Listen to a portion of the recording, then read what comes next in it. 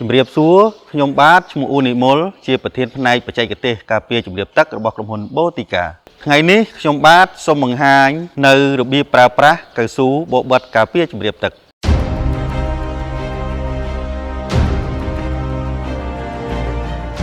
កៅស៊ូបបិទនេះដែរមានលក្ខណៈពិសេសដែលមានបន្ទះស្ទាប់អលុយមីញ៉ូមនៅពីលើអត្ថប្រយោជន៍នៃកៅស៊ូបបិទការពារជំរាបទឹកបានល្អតោងស្អិតនឹងផ្ទៃបានល្អមានភាពធន់នឹងស្វិតបានយូរអង្វែងមានចំណាំងផ្លាតពន្លឺកាំរស្មីព្រះអាទិត្យកាត់បន្ថយកម្ដៅចូលទៅក្នុងអគារធន់នឹងអាកាសធាតុក្ដៅខ្លាំងនិងបិទបែនបានយ៉ាងល្អទៅនឹងអាកាសធាតុត្រជាក់ធ្វើឲ្យស័ង្កសីមានអាយុកាលយូរអង្វែងរបៀបនៃការប្រើប្រាស់ផ្ទៃត្រូវតែស្អាតដំបូលគ្មានធូលីឬគ្មានកម្ទេចកម្ទីត្រូវឈូសសម្អាតច្រេះឲ្យបានល្អលើដំបូលស័ង្កសី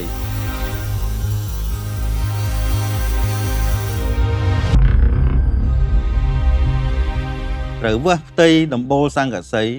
ដើម្បីកំណត់បរិមាណកៅស៊ូបបិទ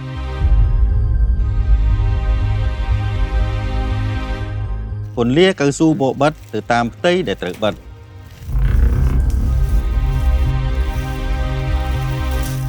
ចាប់ផ្ដើមបកកៅស៊ូបបិទពីខាងលើមុននិងច្បូតឲ្យអស់ខ្យល់ដោយប្រាកដថាផ្ទៃខាងលើជាប់ល្អ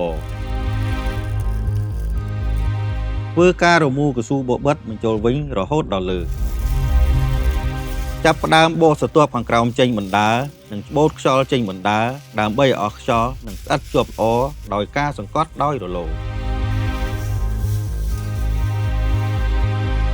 ចំពោះចុងដំណកៅស៊ូយើងកាត់ខាងចុងដំណជាកែង30ដឺក្រេដើម្បីបន្តស្រទាប់បន្តទៀតដោយរបៀបបិទដដែល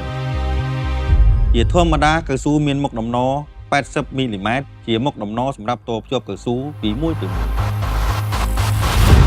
ដោយការដាក់ធ្នេរពីលើ80មីលីម៉ែត្រនិងបកផ្ទៃបាតដដែលហើយច្បូតឲ្យអស់ខ្យល់បន្ទាប់មកចាប់ផ្ដើមបកធ្នេរជាមួយគ្នាហើយចាប់ផ្ដើមសង្កត់ធ្នេរដោយរលោដែកនិងការសង្កត់ផ្ទៃ